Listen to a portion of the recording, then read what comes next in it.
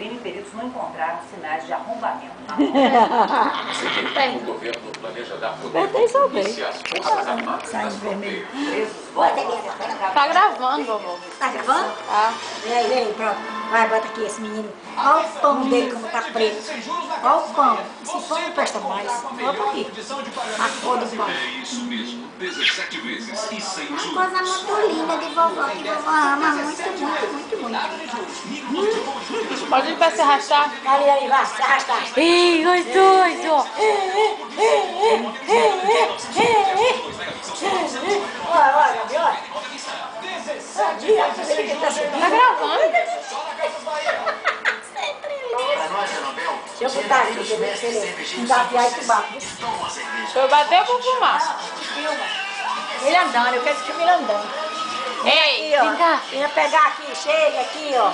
A minhoquinha. Vem a minhoquinha, vem a minhoquinha, vem a minhoquinha. Olha, você vai com pressa, Janela, tá vendo?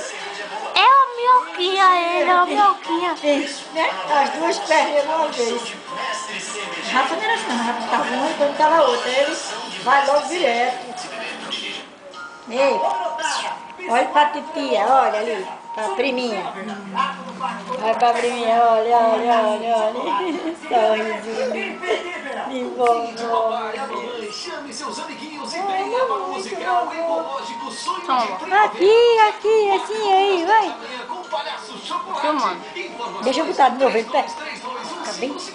Agora tá péssimo, né? Tá aparecendo. Pode. Nego pode. Nego pode. Vem, nego pode. Vem, nego pode. Vem, nego pode. A minhoca, ele é a minhoca. No instante ele chegou aí, menina. Minhoquinha, ele é a minhoquinha. A minhoquinha linda. Tchau, dá tchau. Tchau. Tchau, nenê. Dá tchau, Madabi. Vai, mané. É bonitinho que só, né? Ele é muito bonitinho, já vi. Eita, a Muriçoca pegou ele na testa.